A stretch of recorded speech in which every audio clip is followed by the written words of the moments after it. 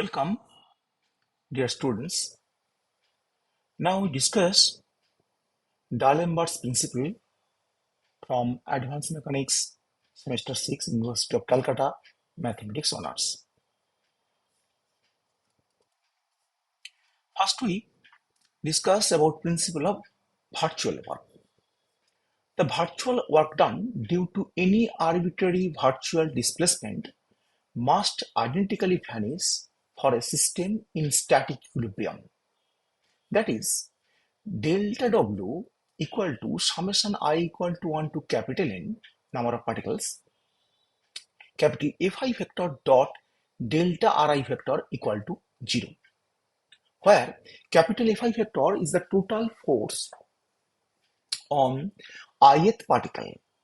Delta Ri vector is an infinitesimal virtual displacement of the ith particle. If capital Fi vector equal to capital Fi applied force plus small fi vector, capital Fi vector applied force is the applied force and small fi vector is the force of constraint on the ith particle. Then this equation 1 becomes summation over I equal to 1 to n capital Fi applied dot delta Ri vector plus summation I equal to 1 to capital N small fi dot delta Ri equal to 0. If we restrict ourselves to the system where the virtual work done by the constant forces is 0, that is, summation I small fi dot delta Ri equal to 0, then this delta Wa this equal to summation over I 1 to capital N capital Fi applied dot delta Ri vector equal to 0. This shows that the necessary condition for static equilibrium is that the virtual work done by all the applied forces should vanish, provided the virtual work done by all constant forces vanishes. This is called the principle of virtual work. Next we state the D'Alembert's principle. By Newton's second law of motion, capital Fi vector equals to identical equals to capital Fi vector applied force plus small fi vector. This equal to Pi dot. This Pi equal to mass into velocity vector. This momentum, linear momentum. Where Fi vector this applied, the applied force, and small fi vector the constant force, and Pi vector is the linear momentum of the ith particle of the system of capital N particles. For virtual displacement delta Ri vector of the ith particle, this delta W, this identical equal to summation over I equal to 1 to capital N bracket capital Fi vector minus Pi vector dot delta Ri vector equal to 0. This by 1. So this equal to summation over Fi applied force minus Pi dot delta Ri plus summation small fi vector dot delta Ri, this equals to 0, because this capital Fi vector equal to Fi a plus small fi.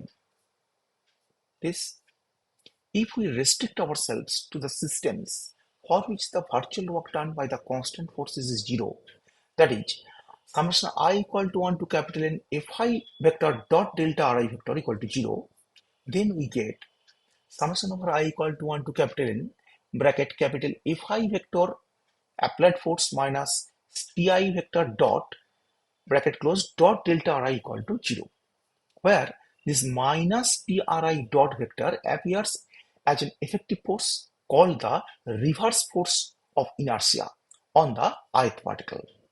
The equation 2 is known as D'Alembert's principle that generalizes the principle of virtual work. The sum of the virtual work done by the applied forces and reverse effective forces is 0, provided the virtual work done by the constant forces vanishes. This is known as D'Alembert's principle. Next question.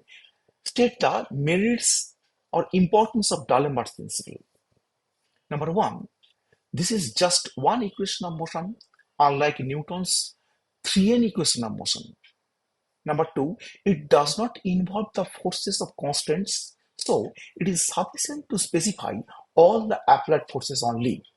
Number three, it is so general that even a knowledge of the constraint relations is not explicitly required except for determining delta I. Number four, the inertial force minus pi dot vector is introduced to reduce the problem of the dynamics to one of statics. Number five, its validity extends to all rheonomic and scleronomic systems that are either holonomic or homogeneous non-holonomic. All such systems for which D'Alembert principles is valid may be called D'Alembertian systems. Number six, this principle gives a complete solution to the problems of the mechanics. All the different principles of mechanics are merely mathematically different formulation of D'Alembert principle. Number seven, it is more elementary than the variational principles. It requires no integration with respect to time. Number eight, the force of inertia can be regarded as an inertial forces arising in an accelerated frame of reference. In this sense, this is a forerunner of the equivalence principle of the general theory of relativity. Disadvantage: the virtual work of the inertial force is not reducible to a single scalar function. This makes the principle most unsuitable for the use of curvilinear coordinates. And this is the D'Alembert principles. And thank you for watching this.